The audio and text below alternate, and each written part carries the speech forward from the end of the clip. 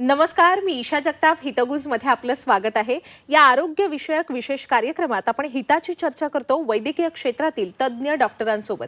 आजकाल ना एक चर्चा सातत्याने आपल्या कानावर पडते की मी ना साखर पूर्णपणे कमी केली आहे, मी साखर आता सोडलीच आहे, मी कशी साखर कमी करू, माझ्याने ते शक्यच नाहीये। अशा वेगवेगळ्या चर्चा आपण ऐकत असतो, कारण आज आपल्या जेवणातला जर सर्वात मोठा शत्रू आपला कोणी असेल तर ती म्हणजे सर्वात गोड लागणारी साखर, जी हळूहळू आपलं शरीर पोखरत जाते।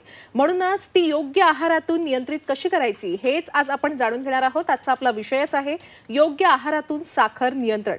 खरं तर ना मधुमेह हा आता केवळ वृद्धांचा आजार राहिलेला नाहीये, तर तो तरुणांमध्ये अगदी लहान बाळांमध्ये सुद्धा आढळतो।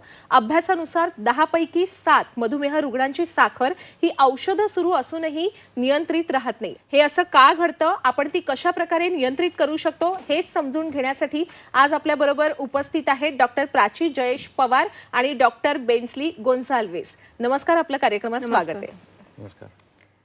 डॉक्टरांसोबत चर्चेला सुरुवात करण्यापूर्वी मी सांगू इच्छिते की डॉक्टर प्राची जयेश पवार यांनी MBBS MD इन मेडिसिन या वैद्यकीय क्षेत्रातील उच्च पदवी संपादित केलेल्या आहेत आणि त्याचबरोबर FDIAB ही फेलोशिप सुद्धा त्यांनी मिळवलेली आहे। आणि डॉक्टर बेन्स्ली गोन्साल्विस यांनी MBBS ही उच्च पदवी संपादित केलेली आहे। डिप्लोमा इन डायबिटॉलॉजी देखील त्यांनी संपादित केलेला आहे आणि CPS डायबिटॉलॉजी ही पदवी देखील त्यांनी मिळवलेली आहे। आता आपण वेळ न दवडता डॉक्टरांशी चर्चेला सुरुवात करूया।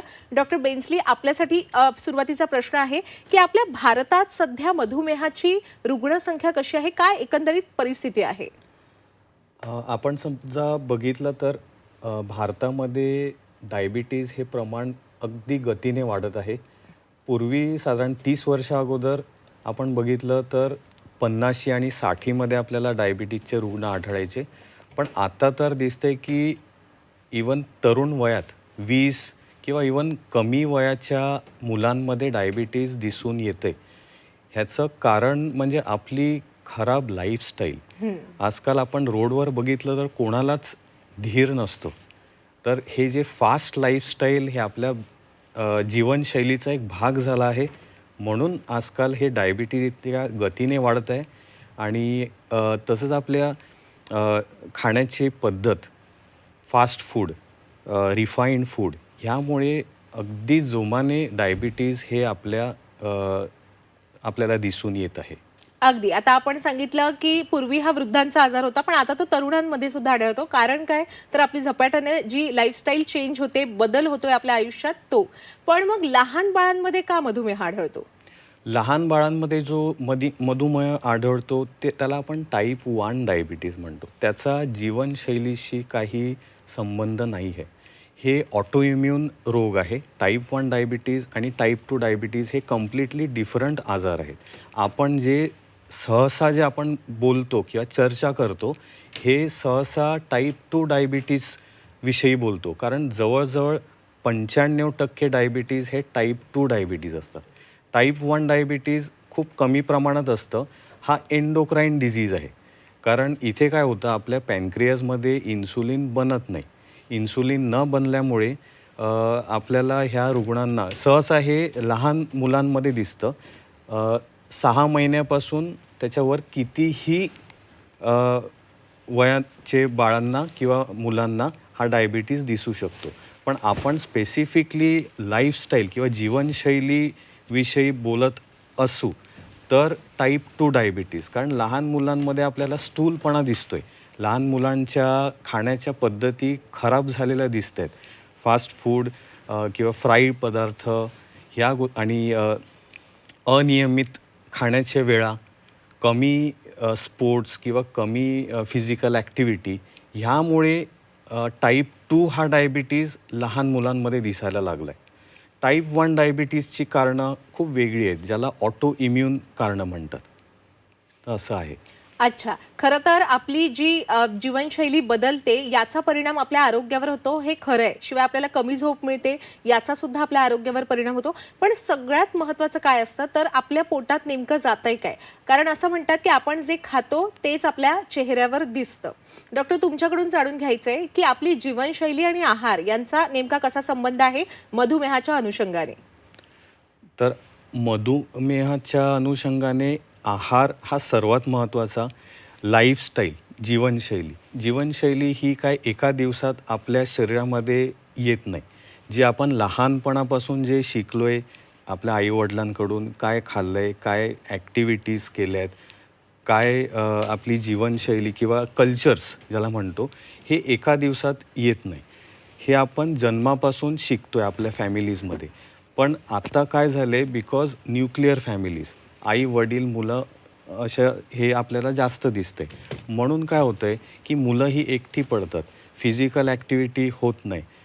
घरी आले शाळेतून की टी व्ही समोर बसत आहेत, आपण ज्याला काउच पोटॅटोज म्हणतात. नेहमी एकतर व्हिडिओ गेम्स, कम्प्युटर, मोबाईल किंवा टी व्ही, हीच तर आजकालची जीवनशैली मुलांची झाली आहे. त्यापुढे बोलून समजा आपण आय टी प्रोफेशनल्स किंवा ऑफिसमध्ये करणारे जॉब्स, इथे पण सर्व सिटिंग जॉब्स आहेत, बैठी जॉब झाले आहेत. म्हणून फिजिकल ॲक्टिव्हिटी नावाची गोष्टच होत नाही. मे बी थोडंफार आपल्या ट्रॅव्हलिंगमध्ये काय फिजिकल ॲक्टिव्हिटी झाली, पण कम्प्लीट डेडिकेटेड असं आपल्या जीवनशैलीमध्ये एक्सरसाइजला वेळ नसतो. ह्यामुळे आपल्या शरीरामध्ये जी एक्स्ट्रा एनर्जी किंवा शुगर जमा होते, ती बर्न करायला इथे जागाच नाही आहे आपल्या जीवनशैलीत. म्हणून हे जोमाने वाढत आहे. अगदीच. आणि असंही म्हटलं जातं की वाढतं आपलं वजन किंवा कमी होणारं वजन सुद्धा सोबत आजारपण घेऊन येत असतं. डॉक्टर प्राची, आपल्याकडून जाणून घ्यायचं आहे की लठ्ठपणा जसजसा वाढत जातो त्याचा आणि मधुमेहाचा नेमका काय संबंध असतो?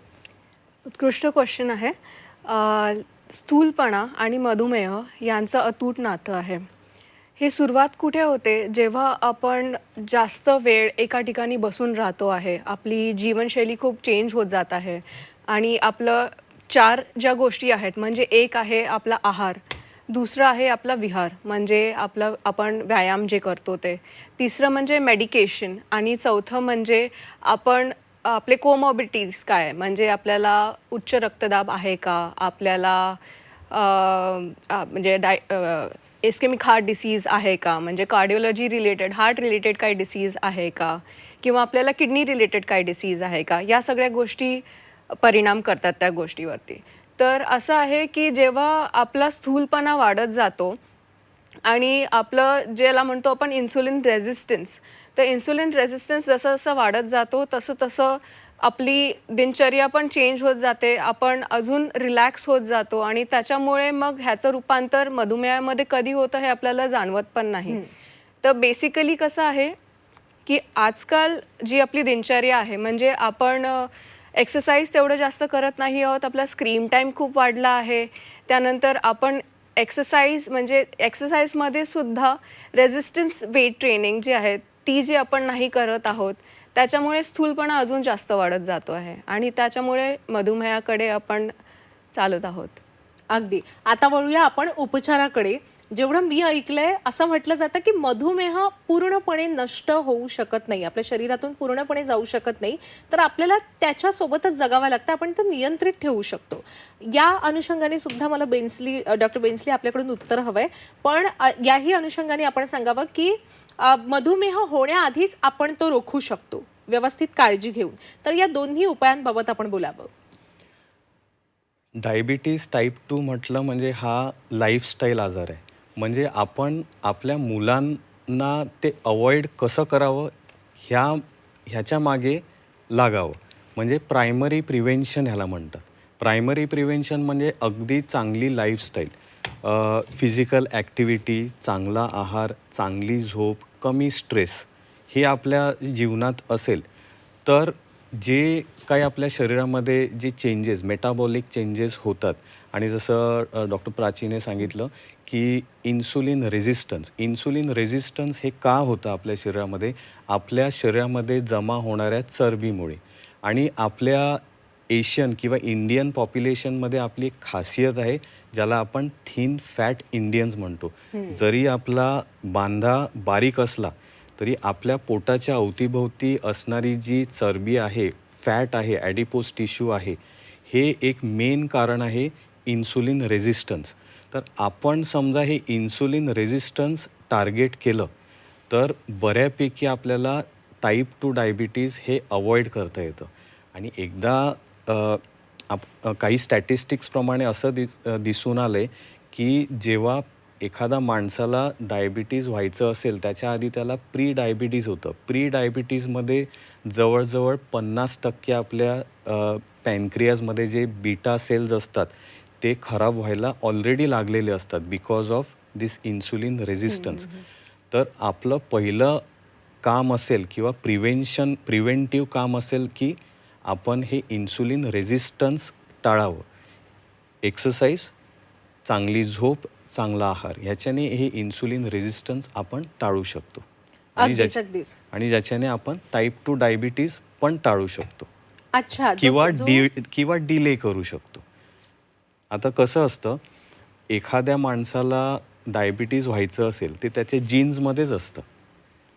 आई वडिलांना डायबिटीज असेल तर फ्युचरमध्ये त्या व्यक्तीला डायबिटीज होण्याची शक्यता असते. तर हे आपण काय टाळू नाही शकत. त्याला किंवा आपली जीवनशैली जी आहे तीच आपण करेक्ट करू शकतो. तर एक त्याला मॉडिफायबल आणि नॉन मॉडिफायबल रिस्क फॅक्टर्स म्हणावं. जीवनशैली मॉडिफायबल आहे, ती आपल्या हातात आहे. जीन्स आपल्या हातात नाही आहेत, म्हणून ते नॉन मॉडिफायबल रिस्क फॅक्टर्समध्ये आलं. तर आपण मॉडिफायबल रिस्क फॅक्टर्स आपण कंट्रोल केले तर आपण टाळू शकतो किंवा डिले करू शकतो डायबिटीज. अच्छा. डॉक्टर प्राची, आपण काय सांगाल? मधुमेह नियंत्रणाचे 4 स्तंभ सांगा. तर कोणते सांगाल तुम्ही? मी आता जस्ट आपल्याला ते सांगितलं की 4 स्तंभ हे आहेत की पहिला आहे आहार. आपली डाएट काय आहे, आपल्या डाएटमध्ये किती प्रमाणामध्ये कार्बोहायड्रेट्स आहे, किती प्रमाणामध्ये प्रोटीन्स आहेत आणि हेल्दी फॅट्स किती आहेत. कार्बोहायड्रेट्समध्ये पण 2 गोष्टी येतात, एक सिम्पल कार्बोहायड्रेट्स आणि कॉम्प्लेक्स कार्बोहायड्रेट्स. सिम्पल कार्बोहायड्रेट्स म्हणजे आपली शुगर, ठीक आहे, किंवा कुठलेही गोड पदार्थ आले किंवा आपले स्वीट्स आले किंवा कार्बोनेटेड ड्रिंक्स आले, हे सगळे झाले सिम्पल कार्बोहायड्रेट्स. कॉम्प्लेक्स कार्बोहायड्रेट्समध्ये काय गोष्टी आल्या, आपले काही फळभाज्या किंवा कुठल्याही आपल्या ज्या भाज्या घरी बनवत आहे ते झाले कॉम्प्लेक्स कार्बोहायड्रेट्स. आणि प्रोटीन्समध्ये आपले जे आपण वेगळे वेगळे पल्सेस यूज करतो किंवा पनीर आहे किंवा कर्ड आहे किंवा नॉन व्हेजिटेरियन काही रिसोर्सेस आहेत जसे एग्ज आहेत, चिकन आहे किंवा पाया सूप आहे, जे काही आहे हे प्रोटीन्समध्ये आले. आणि हेल्दी फॅट्समध्ये ऑलिव्ह ऑइल आहे, अवकाडो आहे, असे काही पदार्थ आहेत. तर आपल्याला ह्या सगळ्या गोष्टींचा एका प्लेटमध्ये जर विचार करायचा असेल, एका 360 डिग्री प्लेटमध्ये विचार करायचा असेल तर हाफ जी प्लेट आहे ते आपले कॉम्प्लेक्स कार्बोहायड्रेट्स असले पाहिजे. 1/4 जी प्लेट आहे ती आपले प्रोटीन्स पाहिजे आणि 1/4 प्लेट आहे ती हेल्दी फॅट्स पाहिजेत.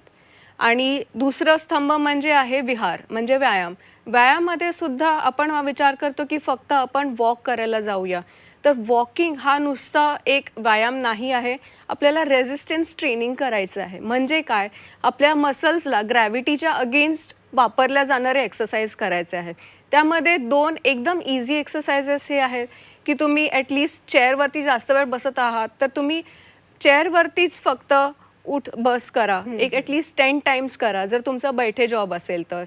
दुसरं आहे की तुमच्यासमोर एक बॉटल आहे 1 लिटरची, तर ती तुम्ही as a resistance for biceps training use करा. म्हणजे हे झालं फक्त तुम्ही जर तुमचा डेस्क जॉब असेल तर.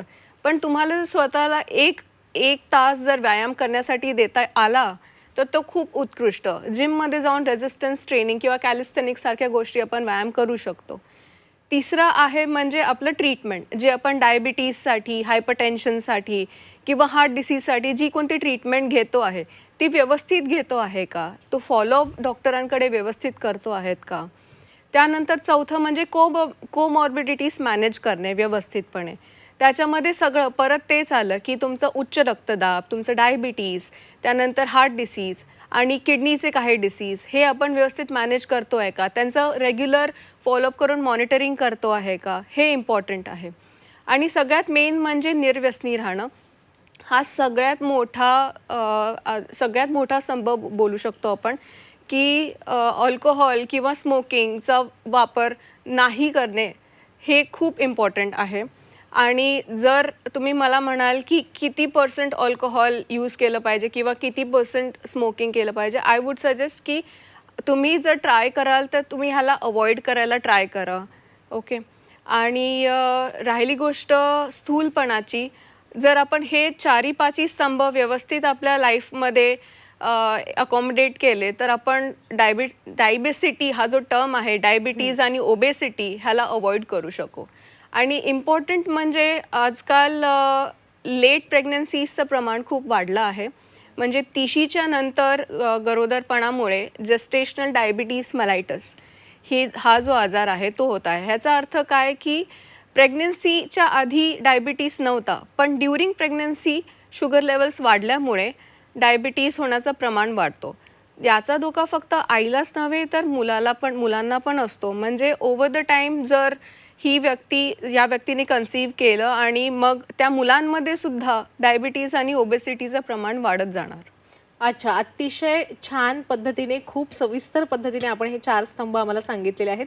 डॉक्टर बेन्सली, आपल्याकडून याच्यातला एक मुद्दा मला सविस्तरपणे जाणून घ्यायचा आहे, तो म्हणजे डायबिटीजच्या रुग्णांसाठी किंवा ज्यांना डायबिटीज होऊ शकतो अशांसाठी एक हेल्दी प्लेट, हेल्दी आहार काय असू शकतो?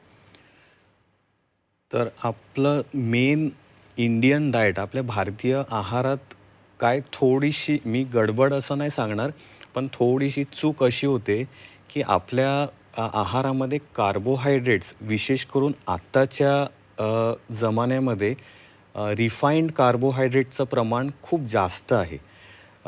असं एक हेल्दी प्लेट म्हटलं म्हणजे कार्बोहायड्रेटचं प्रमाण हे साधारण 58 ते 60% पाहिजे, प्रोटीन्स 30% पाहिजे आणि बाकीचं फॅट आणि मायक्रोन्यूट्रियंट्स आणि फायबर पाहिजे. तर ह्याचं थोडंसं उल्लंघन करायचं म्हणजे नॉर्मली रिफाईंड कार्बोहायड्रेट्समध्ये 1 वाटी ब्राऊन राईस किंवा मल्टीग्रेनची भाकरी, हे झालं कार्बोहायड्रेट्स. प्रोटीन्समध्ये आपल्या सर्व कडधान्य आणि डाळी आल्या. नंतर फायबर्समध्ये सॅलेड्स आणि बाकीच्या ग्रीन व्हेजिटेबल्स आल्या. हे झालं एक कंप्लीट बॅलेन्स डाएट. आणि आपण नेहमी डाएट करतो, डाएट हा ॲक्च्युली इनकम्प्लीट वर्ड आहे. It should be a balance diet. कोणतीच गोष्ट कमी किंवा जास्त नाही, बॅलेन्स. तर आजकालच्या जमान्यात ते इम्बॅलेन्स डाएट झाले. एखादी वस्तू खूप जास्त प्रमाणात असते, एखादी वस्तू खूप कमी प्रमाणात असते. तर बॅलेन्स डाएटसाठी सर्व हे आहार किंवा हे गट समतोल प्रमाणात, आणि एखाद्या व्यक्तीला समजलं की कोणती वस्तू कोणत्या वेळेस आणि किती प्रमाणात खायची, then that person has won over his lifestyle and diet. अच्छा, अगदीच. खरं तर हा विषय ना खूप व्यापक आहे, पण आजच्या आपल्या या कार्यक्रमाला वेळेची मर्यादा असल्यामुळे आता या ठिकाणी आपल्याला थांबावं लागणार आहे. जाता जाता आपण आपल्या सर्व प्रेक्षकांना काय मोलाचा सल्ला द्याल? डॉक्टर प्राची. मी एकच सल्ला देईल की प्लीज एक्सरसाइज करा. दररोज स्वतःसाठी 1 तास, कमीत कमी 1 तास द्या. आणि आपल्या लाईफस्टाईलला आपल्याला जर सपोज 60 वर्षाहून जास्त खूप हेल्दी वेमध्ये आणि 60 ते 80 वर्षाच्या मध्ये विदाऊट एनी डिपेंडन्स जर राहायचं असेल तर आपल्याला 30-40 मध्ये सुद्धा एक्सरसाइज करायचं प्रमाण वाढलं पाहिजे. आपण स्ट्रेंथ ट्रेनिंग केली पाहिजे. आपले मसल्स इंटॅक्ट राहिले पाहिजे, ताकी आपले जी शुगर लेवल आहे ती कमी होत राहील. जेवढं मसल्स स्ट्रॉंग राहतील तेवढी आपली साखरेचं प्रमाण कमी राहील. तर त्याच्यामुळे मी सजेस्ट करेल की प्लीज स्वतःसाठी 1 तास तरी किमान द्या. डॉक्टर बेन्सली. तर नावडेज असं म्हटलं जातं की 30s is the new 50s ना. तर आता 50मध्ये जे आजार व्हायचे ते आता 30 वयाच्या व्यक्तींना होत आहेत. तर आपल्याला असं नाही वाटलं पाहिजे की मी आता एकदा सेटल झालो आहे म्हणजे आपली फिजिकल ॲक्टिव्हिटी कमी करावी. आणि हे फिजिकल ॲक्टिव्हिटी किंवा खेळ जे आहेत, क्रिकेट म्हणा, फुटबॉल म्हणा, बॅडमिंटन म्हणा, आजकाल पिकल बॉल आलं आहे, जे काही खेळ आहेत हे तुम्हाला समजा फिजिकली ॲक्टिव्ह ठेवत असतील आणि तुम्हाला त्याच्यातून आनंद मिळत असेल तर हे जरूर खेळा. अगदीच डॉक्टर, खूप खूप आभार. आपण दोन्ही डॉक्टर आजच्या या चर्चेत सहभागी झालात आणि आपल्या सर्व प्रेक्षकांना एवढं मोलाचं मार्गदर्शन केलं. धन्यवाद. थँक्यू. प्रेक्षक हो, आता वेळ झालेली आहे इथेच थांबण्याची. ताज्या घडामोडींसाठी नेहमीच पाहत रहा झी 24 तास.